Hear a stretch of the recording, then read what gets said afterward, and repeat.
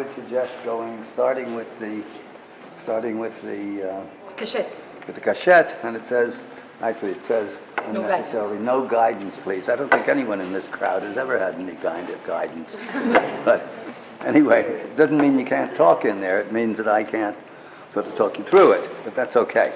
It doesn't require much talking through there. It speaks for itself. It speaks eloquently for itself. So I'd say start off in there, and then use up the rest of your half hour. All around. And we will meet on the stairs there. And this is WC. oh, thank you. Nobody would have noticed. Some people don't.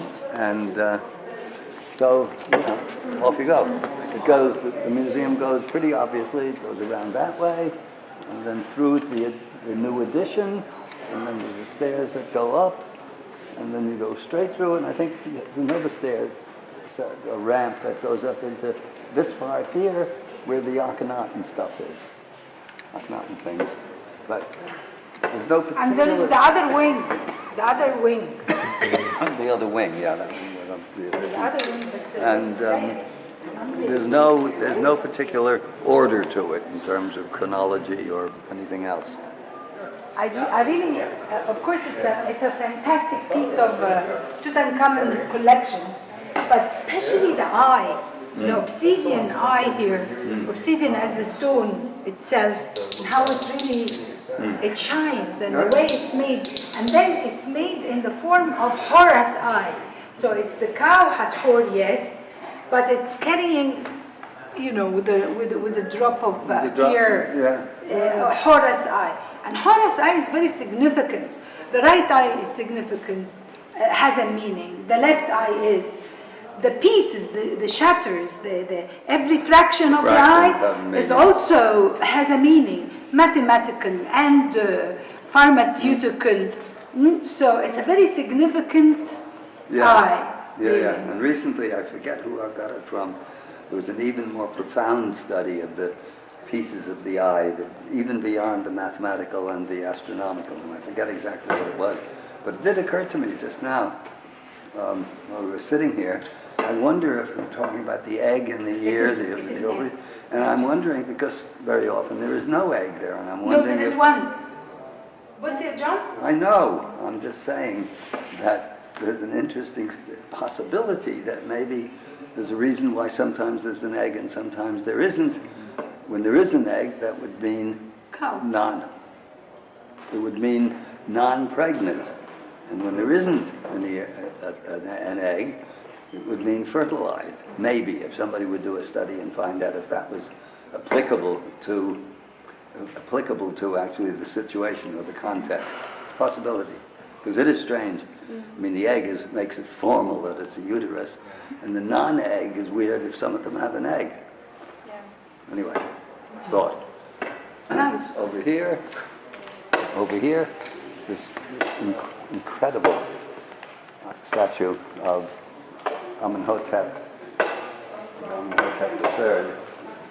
And when it's this close, you get up to it this close, and there's not many colossal heads that we get to see this close to look at the detail. And it was knocked over, and I mean, they had to dig it up wherever it was. Or I think it was only half buried wherever they found it. And you see what X thousand of years of being in wet ground makes it look like. It doesn't do a lot of damage, but so it's interesting in that you see the difference between part of the head that's never been,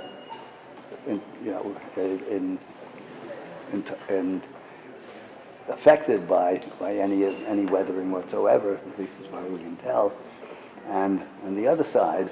And you see also here you can get a good look at the attention to detail of the nostrils and the curve of the lips and all of this.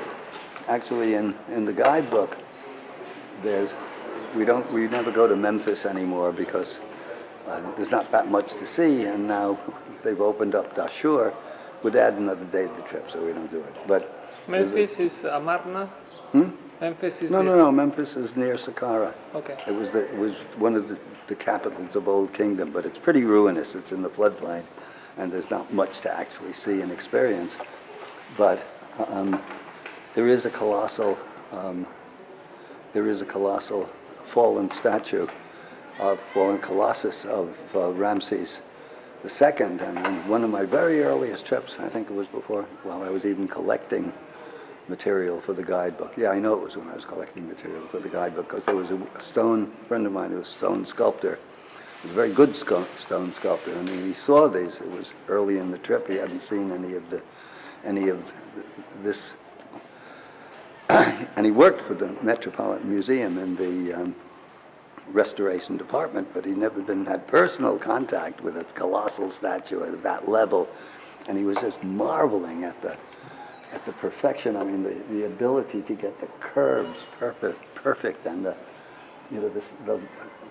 things, between the toes and the surfaces that he said, the normal sculptor would sort of fudge on, and there was absolutely no concessions made to size, and the size is, I think, bigger than this.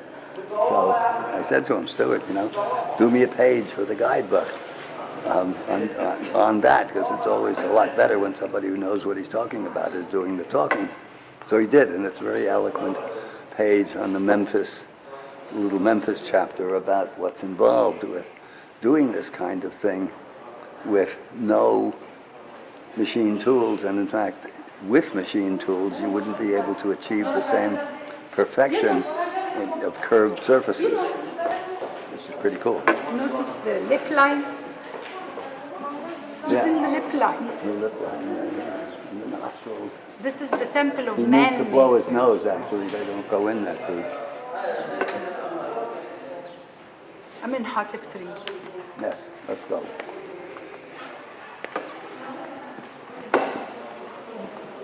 Ooh, what stuff's missing here? How do they move out?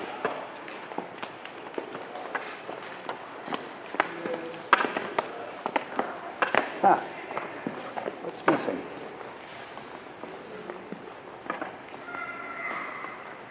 You will never get mistaken between those two people, yeah?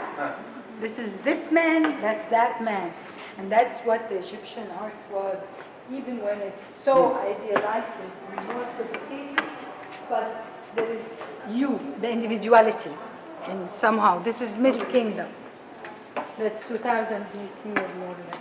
Yeah, this is a peculiarity or a singularity in Egyptian art, that in the Middle Kingdom, for whatever reason, they no longer showed or felt it necessary to show the pharaoh idealized and without blemish. In other words, they're individualized.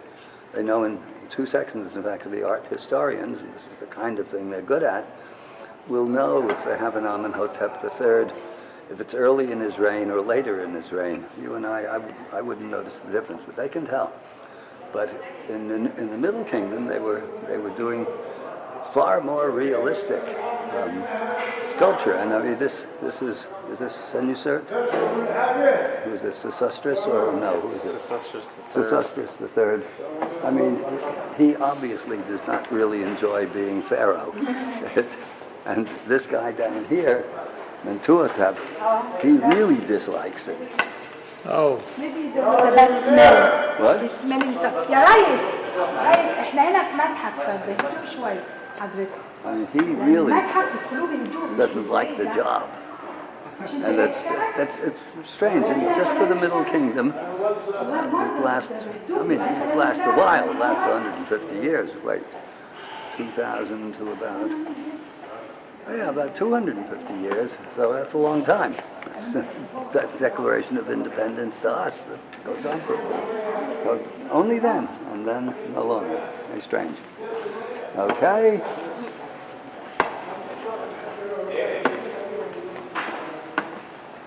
This is nice, John. Yeah. That's a Nui. See, now this is an nice. obelisk you'd have no problem erecting. Where's Dane? Dane? Hey, Dane? Dane? But he's Here's an obelisk that you could raise via the method that they describe. And if that would suffice to put this one in place, well, why not the bigger one? Just economy of scale. No, But it's John, a good did you point. I see don't this? think, you know, because you have the kind of It's a new- technical. I You, will draw you a picture. yeah, I would like to John, see it. did you Well, see? They added this. This is Tutmosis. It's a beautiful plaque. Very nice. Very This is new colorful. here? Yeah, well, yeah, I haven't seen this before I here. don't remember. It's Tutmosis and the Oh, yeah. priest and the cartouches and very nice color. This too. Are these new? Well, remember all that. new here.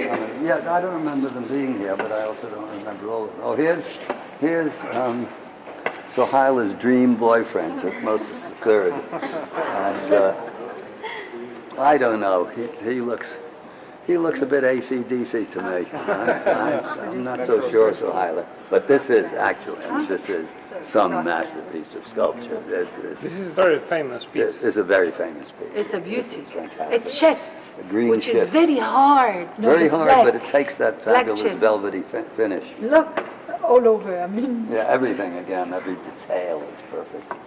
Great stuff. Tutmosis III, you went to his tomb. Yep. They went to his tomb.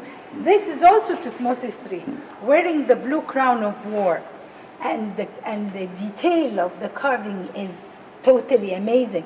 The nostril, the apple, Adam apple here, you see?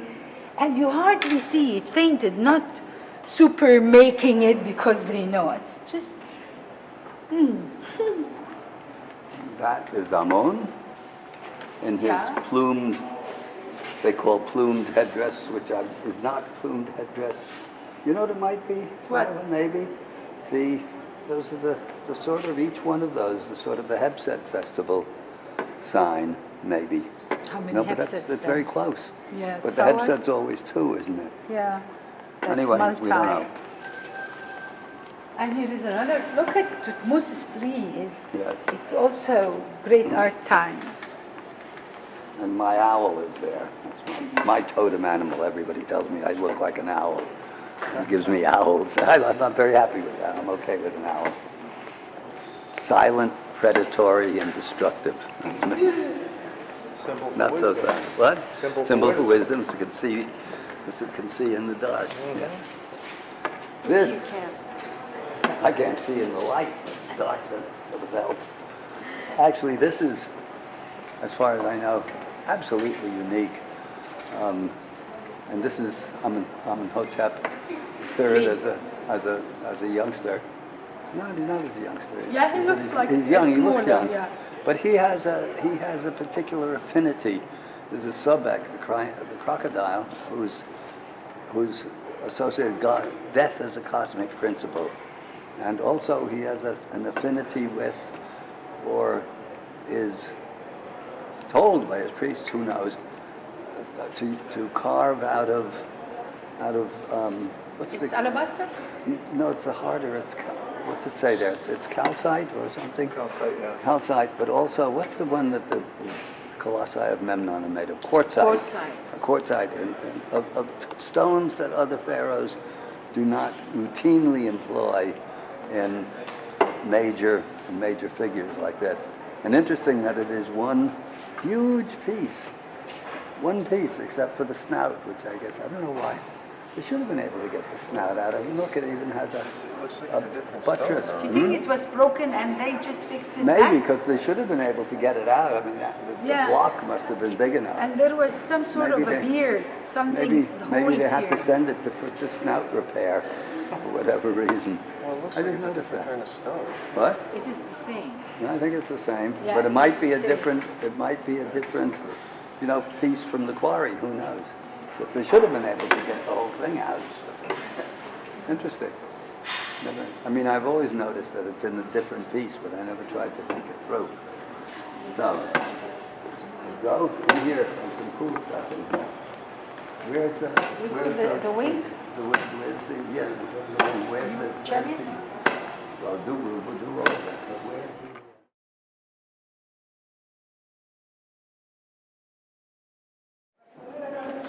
No, but what's nice there is I'm just looking at it, the colors of the sarcophagus that are perfect.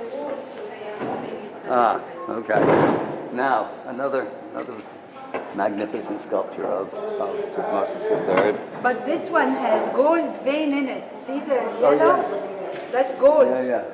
So here, that's all. It's in the stone.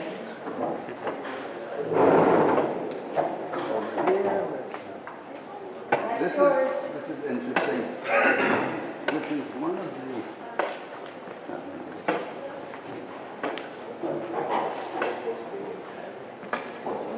This is, I believe, Tutankhamun's chariot. One of them, correct? Yep. Yeah, chariot of Tutankhamun. So this is one of a number of chariots discovered packed into the tiny little tomb. But I've always thought that chariot making was a real art. And according to Schwaller, I don't know if it's so in this case, the wheels are sometimes made of many, many layers of leather and treated in a certain way. And one of the ideas I had when Zahi was in power, it's a good idea too, is to reinstitute chariot racing even as an Olympic sport. And I mean, you get big audiences for something like that, and no fooling around, no titanium chariots or technological improvements.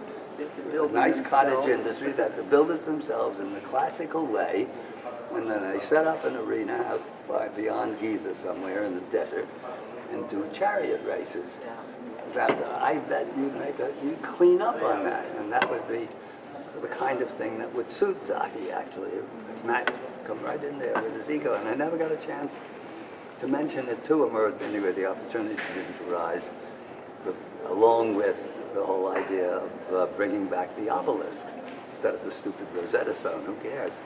But the chariot racing would be fun. I mean, I'd go to chariot races. In fact, not at my age, but in an earlier age, I'd put in an application to be a chariot racer. And also, when they're doing chariot racing, there's a chariot driver, and the other guys are shooting arrows. And nowadays, I mean, you have plenty of people, overpopulation, could actually shoot people if you wanted, or maybe a target. Anyway. Making a game show. It would be great. Imagine if you really do it. It would be fun. Yeah, now this is Amenhotep's II, who had a reputation, probably deserved, as a famous, as a great warrior, and personally as a great warrior, and particularly adept at archery. And this is the thing, I mean, I wouldn't mind all of these wars that they're all having. I wouldn't mind those wars if the people who advocate the wars fought the wars. That would be a precondition. Anybody who votes for the war fights the war to start off with. And in the front line, none of this bullshit of swivel chairs. Combat. That would make a difference, I think. Anyway, beautifully rendered. And there are the bows. There are the gold bows. Where's Kiowa? Because he knows about it. beautiful. Kiowa, did you see these? The bows? Yes. I What? think the big ones are ceremonial. I don't What? think they were ever meant to be used. The big ones? Ceremonial. Really? Ceremonial bows? Yeah. Really? The Yeah, long because bows? the bronze wrapping on them is very delicate, and there's no place to brace. There's no place to knock the string at all.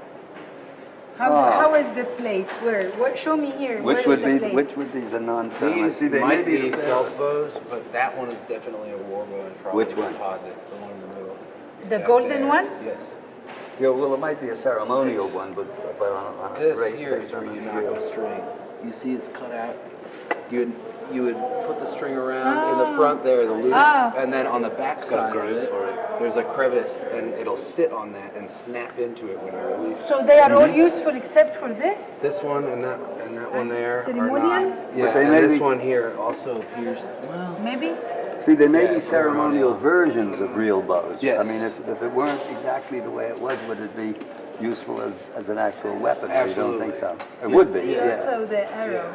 but probably it wouldn't be like a round thing. Like, all the old pictures of the self bows of Egypt, they're like carved with a draw knife or Yeah. something, or different wood. That bow is a war bow for sure. Which one?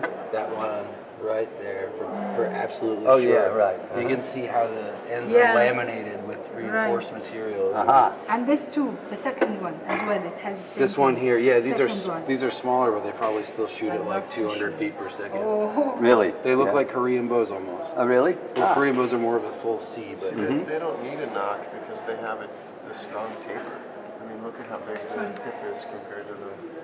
Right, you can still put a loop over that and it's going to stop it. it's possible, but your string is going to wear out and stretch. You know what I mean? It's not going to like these but are maybe these are that's so a stronger, round. stronger But and the- faster, A bigger throw. longbow is built to have less tension just because it's longer. It has a longer whip to accelerate. It's a bigger throw.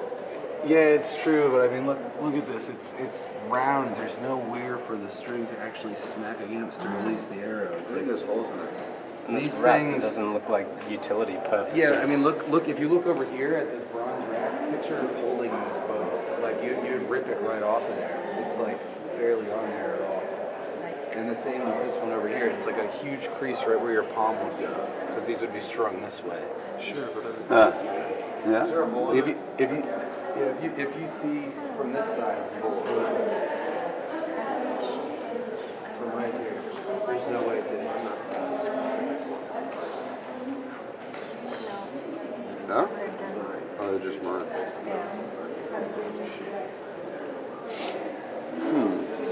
It's possible. I just never Is this saw where it. the string was tied around it? I don't know. These are the guys who know their archery. Listen to them, not me. And all the old pictures, they're carved. Even the self rows are carved. Look at all the This is beautiful, this first one. Yeah. Oh, you'll see even more spectacular in the Cairo Museum of many of Tutankhamun's personal bows. I don't think these are royal, or maybe royal bows. It's possible. Oh, all of them here are from the tomb of Tutankhamun. You know, I thought this one was straight. Now that I'm up close, it's actually a recurve.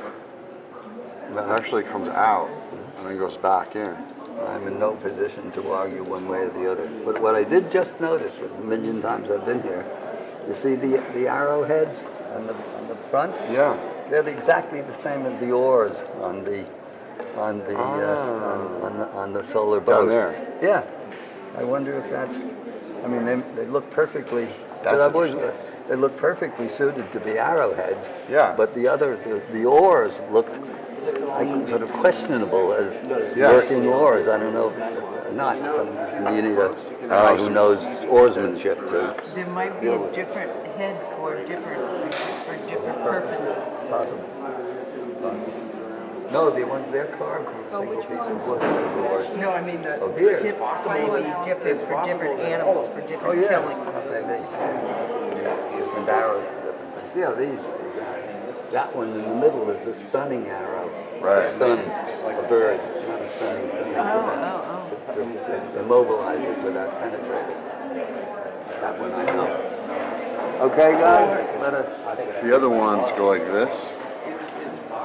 So But if you why hit, would you want to stun it? Why would you want And not injure it. and not in No, but- for selling it or No, but keeping it? well, no, because then it's not bleeding. You have the whole bird. put it in the bag. Right. And it doesn't. You don't Well, it needs let to, the blood out immediately. The whole thing is, it doesn't keep lasts very long. longer. Yeah. the desired shape and strong, right? The other ones are. The string around circle.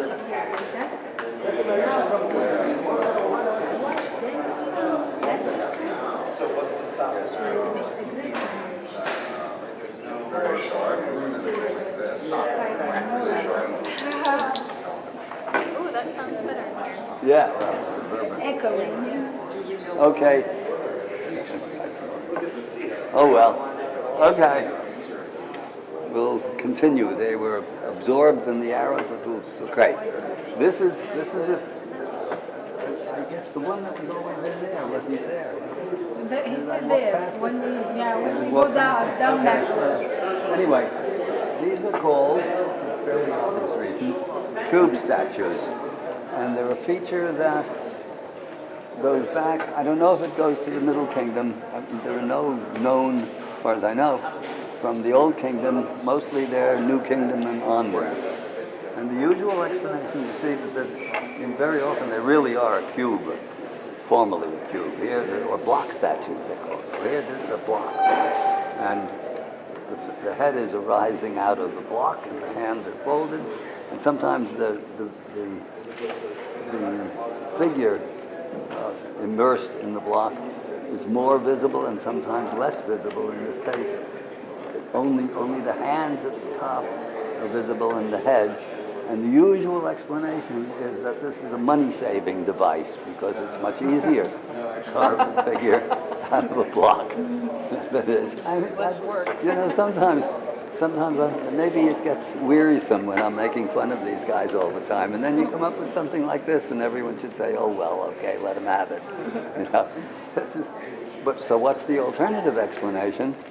It is Set who imprisons spirit and matter, and so this is spirit imprisoned in matter, and on its way, on the job. Doing what he can do to emerge from the matter. And sometimes we'll see, really almost every bit of it covered.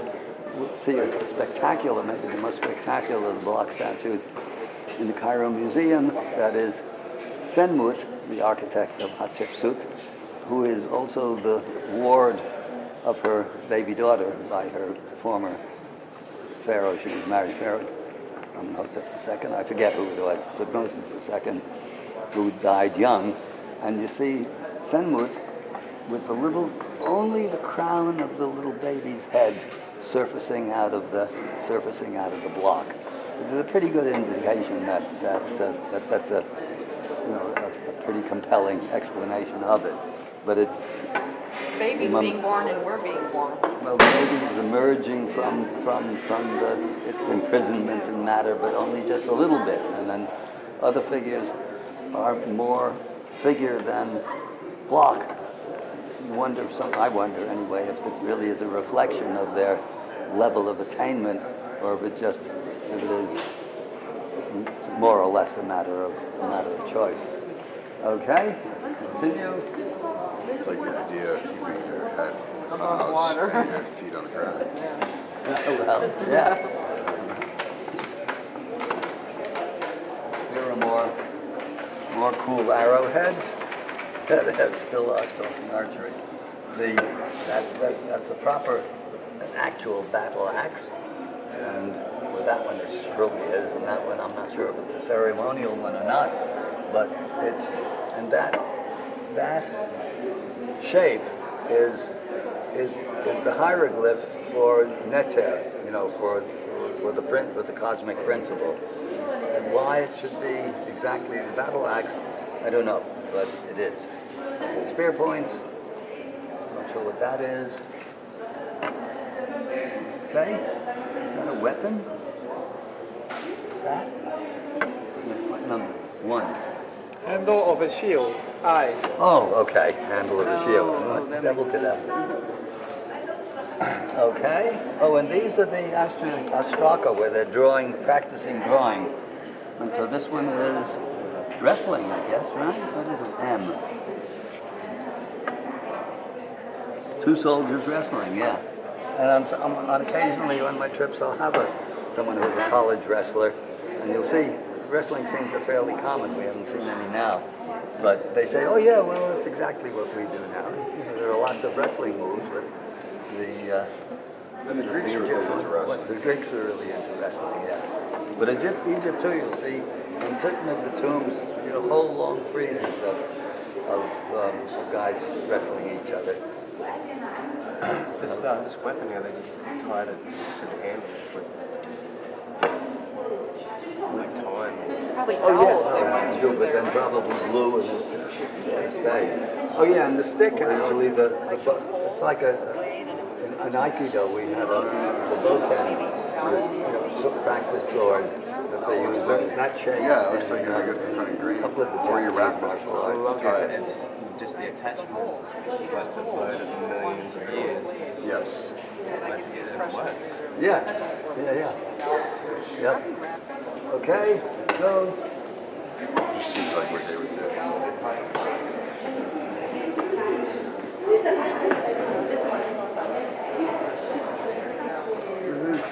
So this is an interest here.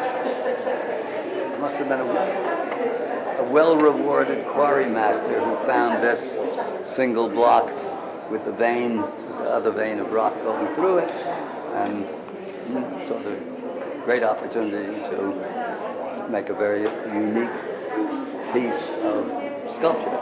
King, let's say. That's Ramses II wearing the double crown. Okay, over here, this is a weird statue of all of alabaster. That is a rare instance of disproportion. The head is too small for the body. It's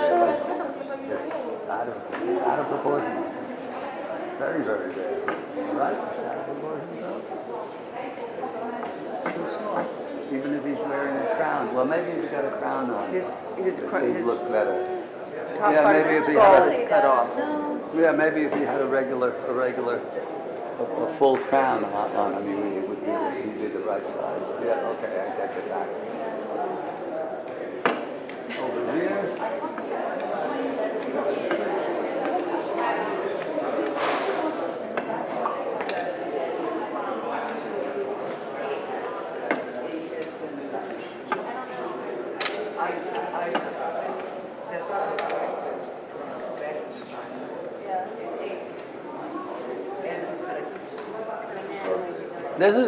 This is, as far as I know, absolutely unique. This is Nebre, 19th dynasty, that's Ramesses the kings, and he's the commander of the fortress protecting the western border of Egypt from the Libyans. But what's peculiar about this is very un-Egyptian looking. The dress and the staff and all of that looks really much more Syrian or Mesopotamian. I can't remember seeing anything that looked like the headdress. All of the detail on this looks oddly un-Egyptian. They don't note that here, but it's a great statue. I'd like to own that one. And there's his staff, his war staff, with the head of Sekhmet on it, who's in charge of such martial matters. And that's a favorite for me. That's a favorite statue. I like that one. Anyway, going on.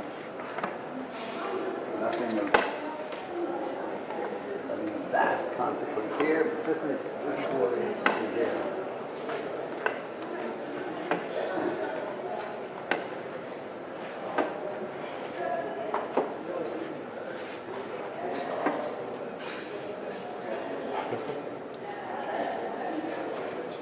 Yeah, that's Ramses VI. The only statue I know of him. We went to his tomb yesterday, as you may recall, and very short-lived in terms of his reign. I don't know if it says. That's the Karnak Kashyap. Oh yeah, they found a whole bunch of stuff in Karnak as well. But this is interesting in that he's obviously at war. And he's got a captured enemy that he's got holding by the hair, and trussed up, and at his feet, not in proportion because it doesn't have to be. It's really in terms of significance. He's got his war lion, and as a general rule, what you see is what you got. And in all probability, I don't know if there's anything definitive on it. The lion is a pretty tameable cat, unlike tigers.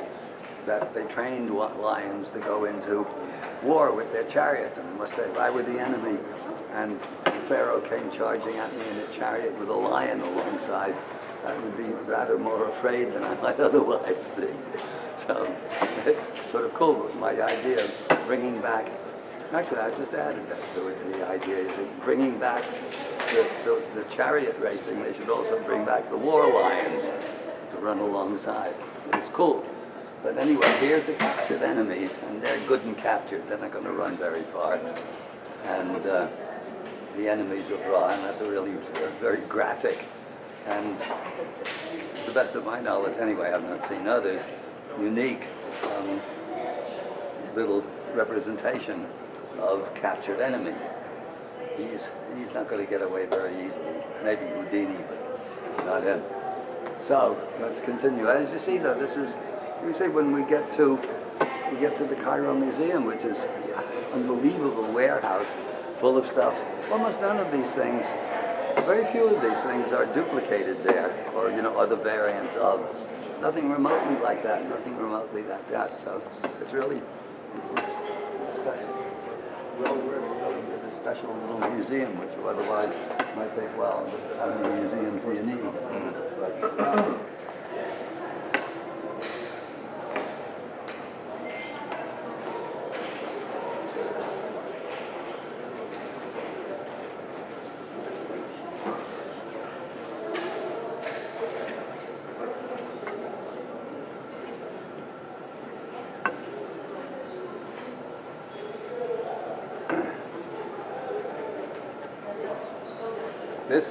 This is the head, obviously, of what would have been a colossal Sekhmet, probably 20 feet high or so.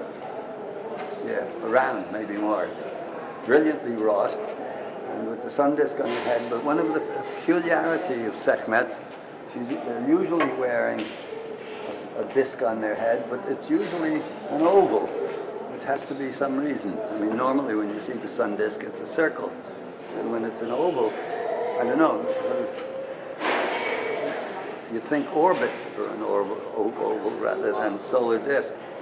I don't know, it's just a feature that's always puzzled me. By the way, you may have noticed this morning, because I didn't talk about it afterwards, when we regrouped after the Sekhmet, the Sekhmet chapel. By the way, did everybody get a hit out of that 20-minute meditation? Lots of people did. Really, we could use more time in there, but we can't buy it because it's stupid French.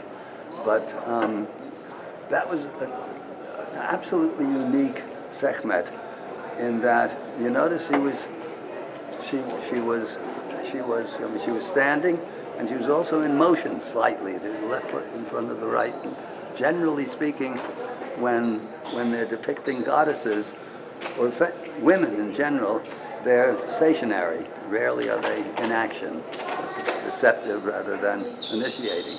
But in this case, no. And she's also there is an instance, at least one, in Karnak, which I've seen on a number of occasions. It's somewhere in a different direction, so it's hard to get to. We're far enough away, and we use up all our time anyway. Where Sekhmet was said, female aspect of the fire principle, where she's so active that she actually has an erect phallus, shown with a phallus. But in the one we were at, you may have noticed that she was holding a papyrus stalk exactly with the genitals. So a subtle symbolism of her, let's say her procreative role, and not just her female role of giving birth, but a generative role that you don't usually associate with femininity, but the Egyptians did under certain circumstances. And that, by the way, is the most powerful Sekhmet I know of. That's really something, that one. This oval seems like it reminds me of the early Renaissance drawings of halos. What? The way they painted halos behind the heads of saints and angels, It sort of looks like that. Well, it is an oval and not a circle, and they're perfectly capable of doing spheres, so there's some reason for that. And again, hot and cold running research assistants, nowadays especially with so much digitized, you could say, go see if you can find a study on Sekhmet solar disks, and maybe somebody's actually noticed it before and done something responsible with it. Very often, in fact, how I, Schwaller to begin with, and I from Schwaller and my own instincts can sometimes take factual information provided by the academics and Schwallerize it and get to something really interesting. John, maybe this was the beginning of halo in later ages for saints. The sun became the halo. Well, this is possible, form. but also the halo when reports are of when people are in the presence of somebody who is actually in a higher state of consciousness, they glow. Right. They actually have that. Their aura. They have their aura. Yeah, could be. Anyway, This is son of another nice Pebble. segment. This is. We haven't seen one of these before. No. In the This is- Egyptian Museum. This is when they go quite realistic. Whenever they do scribes, whenever they're portraying a scribe, they're portraying him rather naturalistically, in the sense that you're cross-legged and he's holding this papyrus scroll there. That's the original laptop. Didn't have much memory, but he did. And you notice that he's obviously no longer young and no longer 100%. That's the younger version. No The longer older one is in the museum. Yeah, there's another one. This Yeah. is Amenhotep, Son of son of Hapu. Hapu, who is to Hatshepsut. Amenhotep III. No, to Amenhotep III. What Imhotep was to Zoser much earlier, but we haven't been to Saqqara yet to talk about Imhotep. But you see, he's no longer as physically fit as he once was. I know just how he feels, and that's a high order of statue, obviously. Let's continue. And There's this is another. the ink pot, you know, Yeah, that's a. around here. Yeah. And it's the cartouche for the king. He And was, what would his look pen at be? his toe. What? Reed pen. With a See the smashed end. contemplation of this face and the detail. And here, look, you Spirit. see the block statue we saw down below before. Here his whole head is a little bit more, and his hands are a bit raised above the level of the block. And over here, another one, even more, much more person than block. Isn't this the one you are looking for? No. That's the other one down? Yeah, I was looking for the small one down. I might have just walked past it. But that's a pretty spectacular Hathor column at the street. Who is this? Did it say? Statue. Oh, look, that's interesting. Wait. Amenemhet, that's Middle Kingdom. No, Amenemhet is a beggar. It's not reign of Ramses Amun II. and Enet Amenemhet of as a Ramses II. beggar. Now, how do they know that? That's They the one. don't. They don't. No, but because It's the that's a text. specific It's the thing. text. The text may Oh, say. sorry. And so maybe that is, there are lots of in religious literature. There's a lot of instances where Jesus, for example, and other sort of enlightened beings go out into among the people disguised to get a sense of what everyone's actually thinking and so on, and also of experiencing what it's like to be at the bottom rung, at the bottom of the run instead of the throne. These So that statues, might extend back to then. Yes? these statues, John, did they find them in sequence from back when you just see the Block face and bit statues? of the hands, and then slowly progress to then nearly According out? to different. Did it go in a sequence? No, not as far as I know. They found them, but you could probably put a sequence together as a study, which might be very interesting. It seems See, very now you telling. got a job. Seems very telling between the one Yeah, next to it where they're much trying to so. get at, Yeah. and then you can see the arms in this Yeah, one. a full study of block statues might be quite rewarding. Okay, let's see. Nothing is dashed into here. This is pretty spectacular.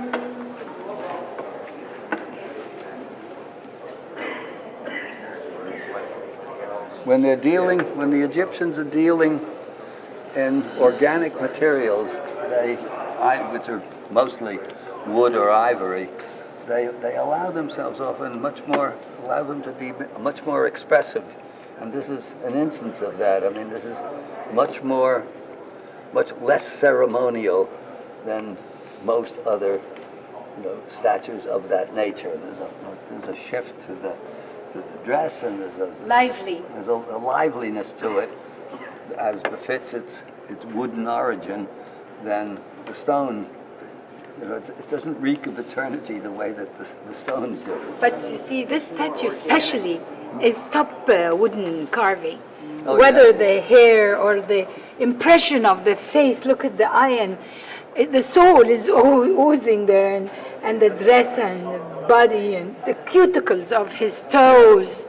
There isn't a millimeter here that isn't excellent and beautiful. If that were up for auction, I'd put in a bid. I, And it would, yeah, it would fit in my cabin. very much. Some of the other ones, and the Sekhmet head over there would be a bit much, actually. Now, anything else here? Wait, yes, oh yeah, here. Masonry. The Masons always say, okay,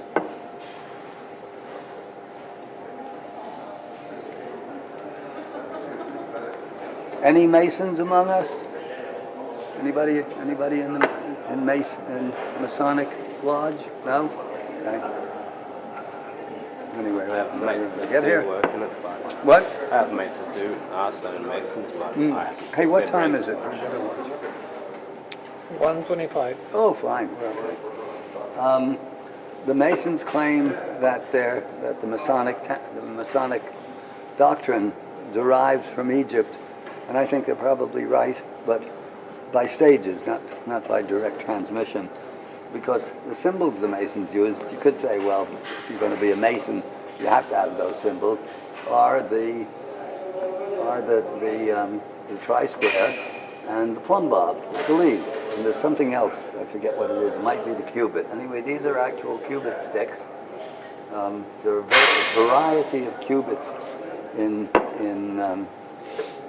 Egypt for various functions. It's a whole study, elaborate study of its own right. And some people are really fascinated by measure and rule, which is for good reason, because it's a very important study, but other people are left quite cold by it. Over there, I think, that's a blueprint, isn't it? That's an Ostraka blueprint, isn't it? Of the building there, a plan, a building plan? Yeah. So that's what they do.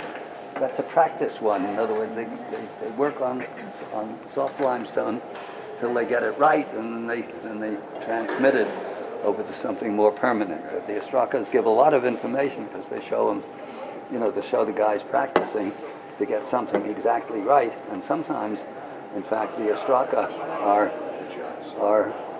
from a certain point of view superior to the finished product because they've got more vitality, more life to them. Then, engineering.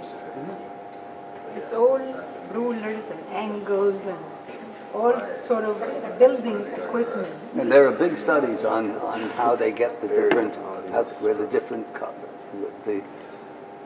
the geodesic origin of all of the different cubits and measures, because they all require, or some of them are based upon the circumference of the earth, and some of them are based upon the diameter of the earth. The main thing is that they're based upon exact measures that are only exact for us in the last 30, 40 years. And of course, the academics won't have it. To them, it's just coincidence. And there was actually a pretty good French video done lately called, I think, and there's an English one with an actor. It's his name, Brian Cox, well-known English actor, doing translated voiceover called I think it's called The Revelation of the Pyramids. And it's very good except for the conclusion at the end, which I won't give you, I don't agree with it. But otherwise, it's pretty good on the innumerable kind of mathematical geometrical properties of the Great Pyramid. They've done a pretty good job. Anybody wants to write it down, remember it? The Revelation of the Pyramids. The Revelation? Revelation, yeah, Revelation. By whom? Look up Brian Cox, because Is in your book? no, it's just a brand new video. Oh, video. Video that's out, and Okay. quite well done, except for the end. Okay. Revelations of the Revelation of the Pyramids. Okay. And Brian Cox These are toys. does the voiceover for the English version, Okay. but that's just easy to remember. The French version is, I forget it. Anyway, That's a nice falcon. Very good falcon. good falcon. Yeah. That's bronze, isn't it? Very nice, yeah. Beautiful. Okay, Yalla, let's go to Yalla. Akhenaten. Let's go to Akhenaten. We have to go down the stairs. In there, John. What? That's Sunusim? What? Another Sunusim? No, This is Middle Kingdom? this is Mentuhotep, but it's Middle Mentuhotep? Kingdom. Middle Kingdom. But also, the reason, there's, you know when we go to the Cairo Museum, there's a little girl, one of the ones who brings out the... Yes, she She looks looks like just him. like that. Yeah. Really, exactly like. This looks like a very old. Well, there's something, see, the Middle Kingdom, Eileen talked about this. The Old Kingdom dissolves. Nobody's sure why. Maybe a series of bad Nile floods, maybe some kind of cosmic catastrophe, but it degenerates and then dissolves pretty quickly around 2200 BC. And then there's a period of anarchy and chaos that they call the First Intermediate Period. That lasts a couple of hundred years, where the central power of the pharaoh is broken, and the rulers of the individual nomes, nomarchs they're called, rule sort of like feudal Europe in the 8th, 9th, 10th centuries, when it's just coming out of the Dark Ages, or they're in the Dark Ages, and you know, everybody, the local baron is the one who runs them, and everyone's at war with each other. Middle Kingdom arises, I think it's Mentuhotep I. There are a few Mentuhoteps and a few Senuserts and a few Amenemhats. And they go back to the old roots. The doctrine is still intact. Artistically, they've lost or they seem to have lost the perfection that reigned in the Old Kingdom, especially 4th dynasty, 3rd and 4th dynasty. In the 5th, it's already getting a bit iffy. By the 6th, it's getting, in certain places, pretty crude, with masterful things interspersed within.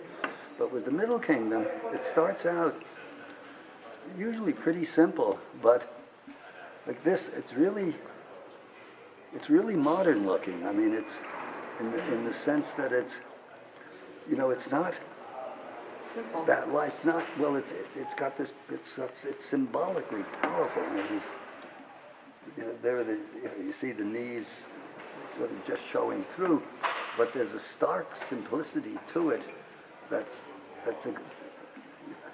pretty spectacular in its own right. And they hold to that for a couple of hundred years.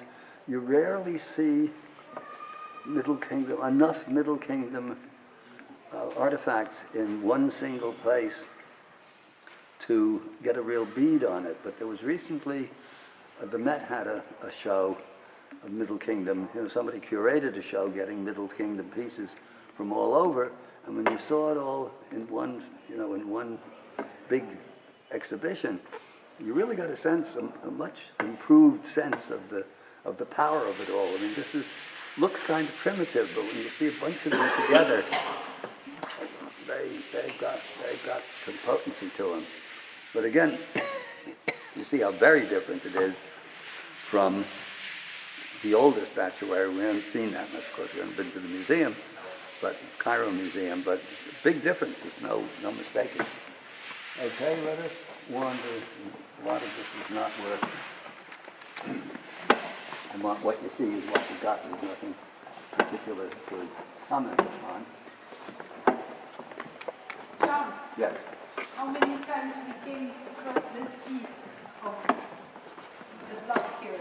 Well. I'm going to show you now when you come here.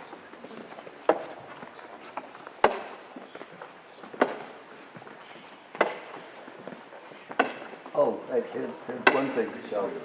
So this is, you know, the standard sort of bed, and it doesn't look terribly comfortable, but it would, of course, have had a mattress on it, and that's the kind of the headrest that I think they still use. I know they still use in Japan.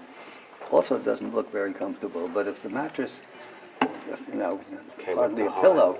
Yeah. But I've been told that if you sleep on that, and you know, you crook your neck in it, it's designed in such a way that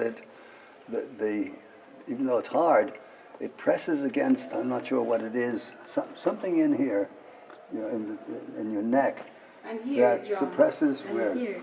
or at the That. behind, Where the pressure that puts you in a Hi.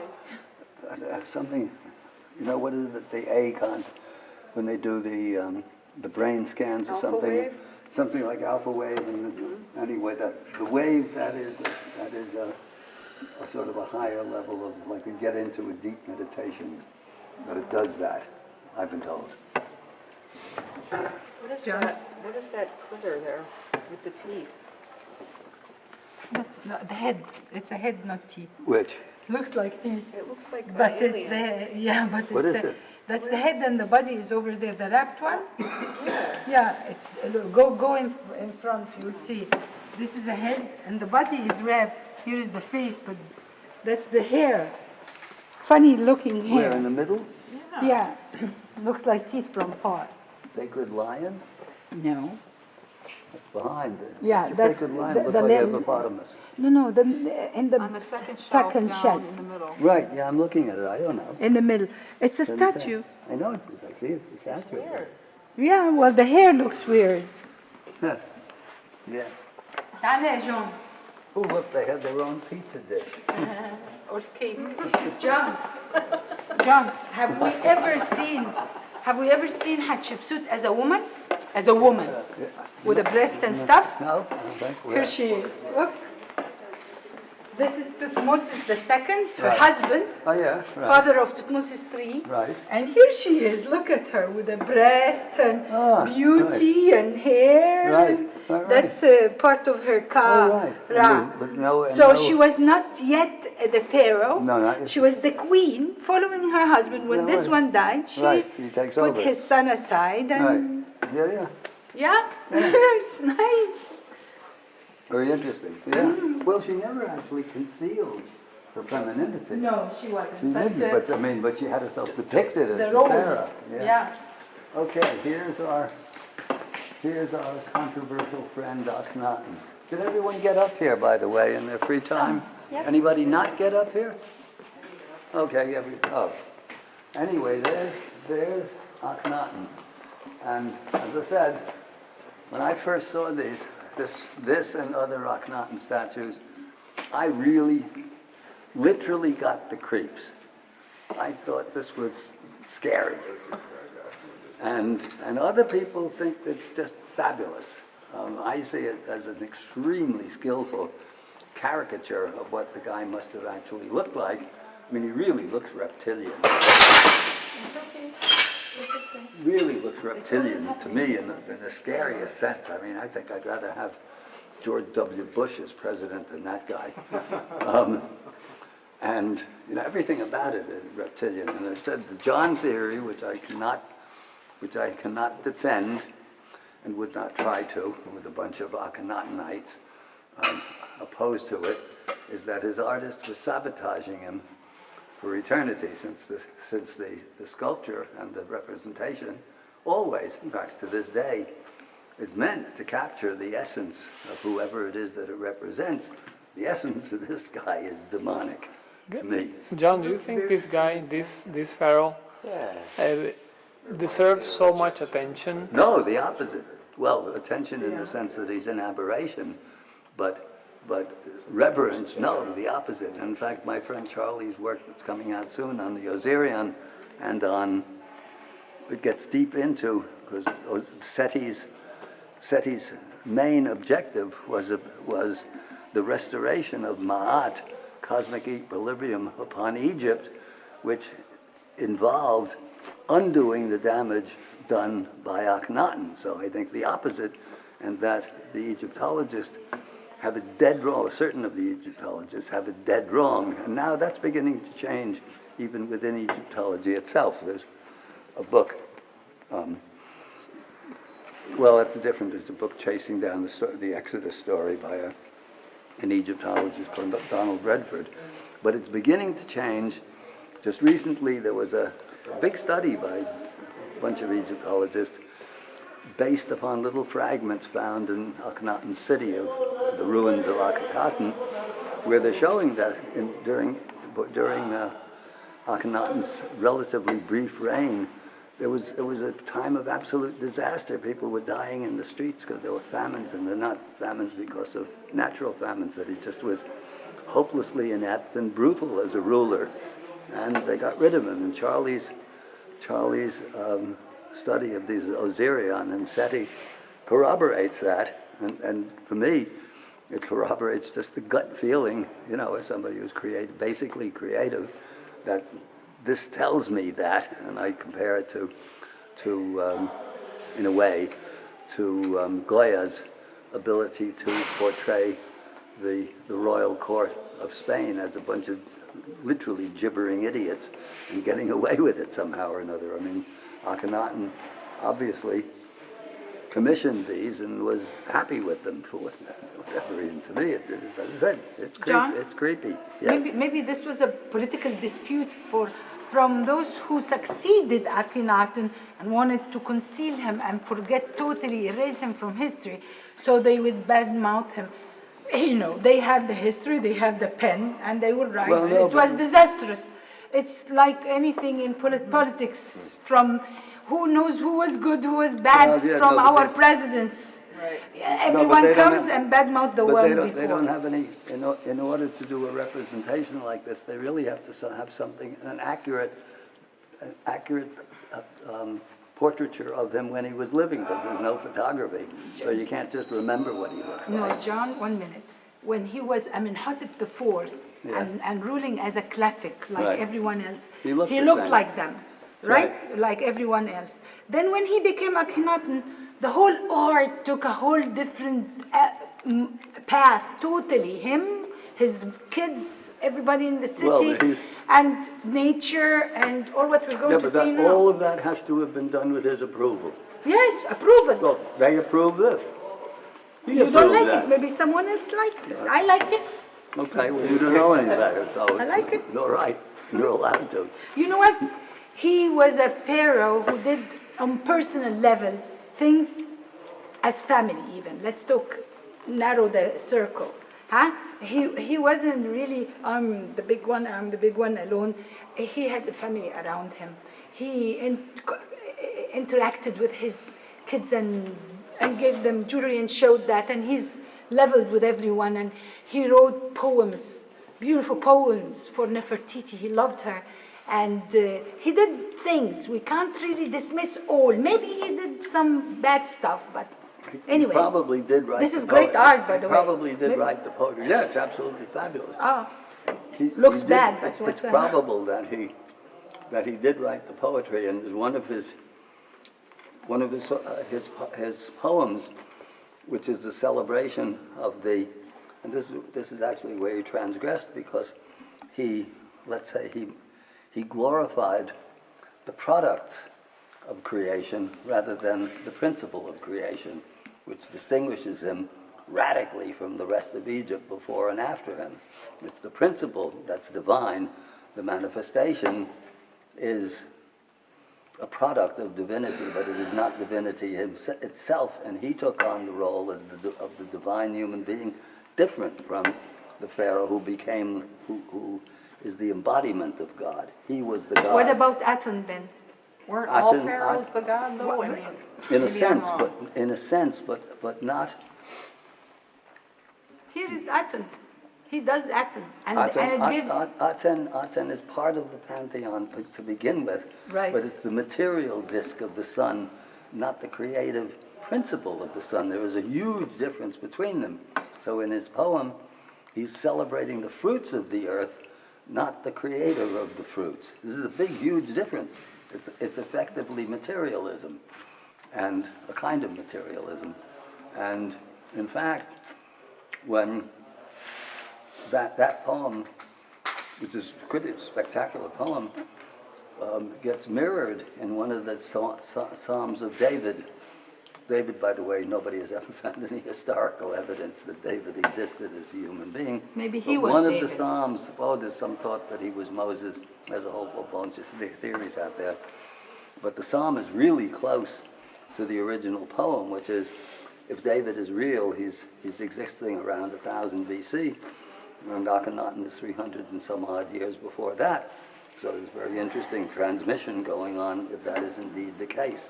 But the big difference, since you raised the question, is that when he is himself worshipped as the creator himself. I mean, he. What about the atom that gives the hand? It hands out life. That's it right. Gives, hands out life. In other words, it's God giving out handouts. It's exactly the right word. That is a big difference from the creator God. It's celebrating the handouts rather than, which is in fact what they're doing nowadays, except that they're poisoning it all. The big difference between celebrating that which is responsible for the material and instead of the thing in itself. So this is a big difference. It's not just a philosophical quibble. Didn't the Pharaoh become Horus though when he became the Pharaoh? In this case, in regular classical Egyptian. Classical Egyptian, he is the living Horus, the spirit, the capacity to return to the light.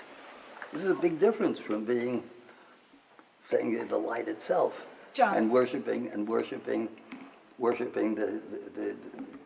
the created material world. It's a huge difference. When you hand out good things, so you make it and give it. How do you bring the good stuff if you don't make it? Yeah, but you create it to give it. Here, yeah, but it's the creator that does it. John, what? Here is Atum, here is Akhenaten, and Nefertiti, okay? He's worshipping that. That's right. The hands of Atum have Ankh. The Ankh of Atum, it gives the fields and then the trees that they make furniture from. That's right. And that's right. That's the product of creation. Not creation itself is a big difference. Okay. Look, these are the ones we found inside the pylon of Karnak. All right? It's very rare and amazing. It tells it's the height of Amarna art. This is Amarna art. Look at the goose eating from the jar. See? It's heads. Yeah, right? All of them look the same look. It became unified kind of art. Fields, working, carrying stuff, jars, look at the storage for wine, feeding the animal, plowing, storage, look at the weighing of bread, taking something from this jar, carpenter, sifting, meat, look at the jeweler, that's the sifting guy, you see? So this one is handing somebody the bread. It's more flowing and more. It's more lifelike. Lifelike. Yes, it is. That's its advantage. That it is more lifelike. In other words, it's more material than it is. It is more material than it is spiritual. This Right. Look at this one. Having a minute lunch break. I like that one. It's a beautiful one, right? And then sewing. It's all work. Beautiful. You mean then that Akhenaten turned it to materialistic than spiritual? Exactly. Yes. Precisely. You see almost a couple of complete colossal figures in the Cairo Museum. So here we can't see the rest of them. But again, there's a strange face the way it is with the crossed foot, crook and flail. All of that's perfectly pharaonic. But elsewhere, you see, when you get the rest of him, he's got these effeminate, feminine hips, and just generally does not look very pharaonic in the classical sense.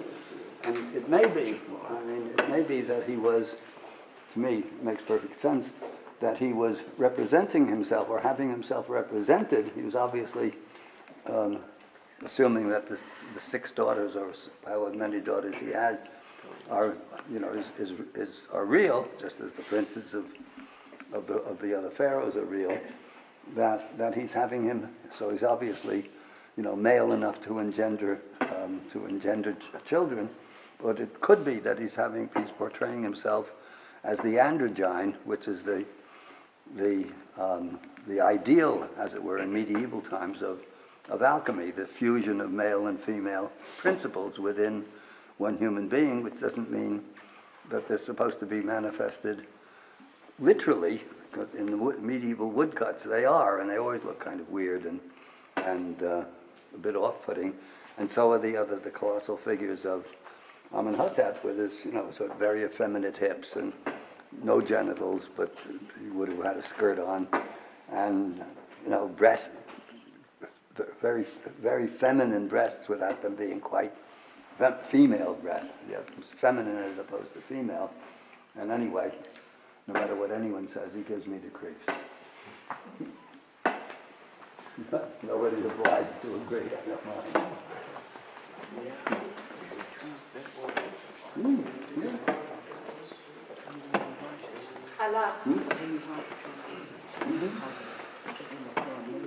Oh, yeah. If this were a sale at an auction, I wouldn't bid. You wouldn't be. Well, maybe I wouldn't, so I'd give it to you as a Christmas present. It would scare me. So that's just about it, folks. Here we see it. Here we see Egypt transforming into, or giving way and transforming its new version of Coptic Christianity, in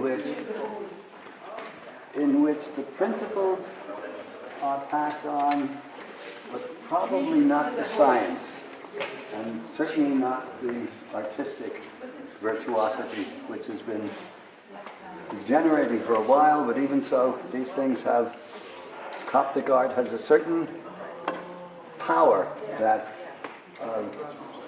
the Roman art at the same time does not have, even though it's relatively crudely executed.